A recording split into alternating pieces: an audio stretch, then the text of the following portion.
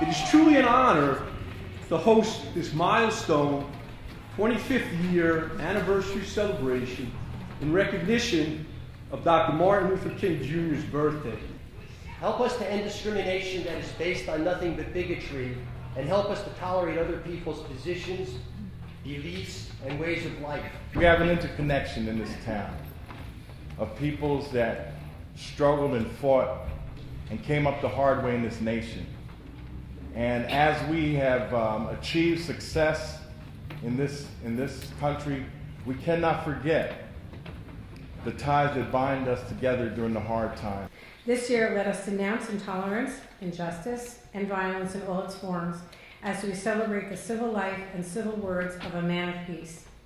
Then we will find the best in ourselves and will create a better nation and a better world. Then we will be free at last. Sincerely, Robert Menendez. When Eric called me and said, we need to honor Newark for the good work that they have done. Many of you know this gentleman. His name is Junius W. Williams, Esquire. So I had a chance to not only march with King, but I had many brothers and sisters who were not just black, not just Latino, as it's popular to say today, but who were also of the Jewish faith. I went to jail with people who were from the Jewish community.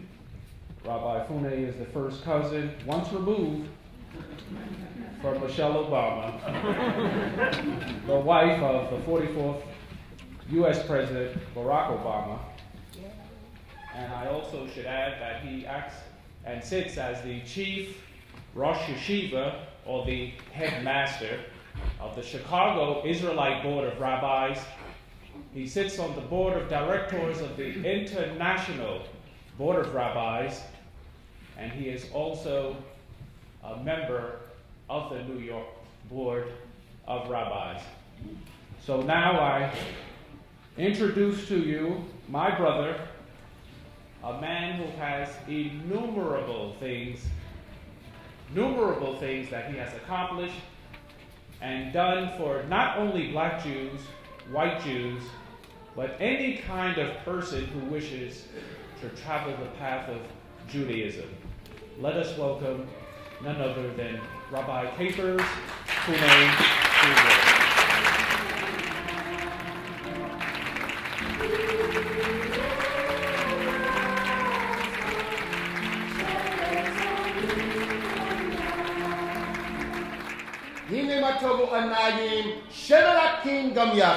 Behold, how good and pleasant it is for brothers and sisters to dwell together in unity.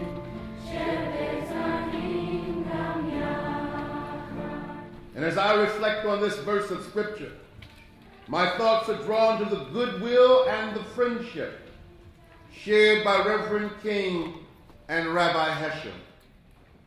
How is it that these two men from so very different worlds were drawn together in the struggle for civil rights?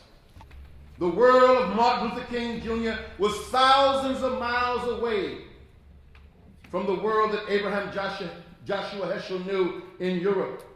However, the world of Martin Luther King Jr., like the world of Abraham Joshua Heschel, was one that was also filled with violence, hatred, and dehumanization of African Americans in America itself. I believe for Heschel, their coming together might be summed up in this quote from Rabbi Heschel. A religious man is a person who holds God and man in one thought, at one time, at all times, who suffers harm done to others, whose greatest passion is compassion, whose greatest strength is love and defiance of despair. So I ask you once again today, like Martin Luther King, do you still hear the ring in your ears calling us to action? because the task is not complete. Do you hear Dr. King calling to you today to do more to help the victims of the earthquake in Haiti, which are still suffering over 1 year later? I ask you, are you ready to say to the Lord, here I am, send me?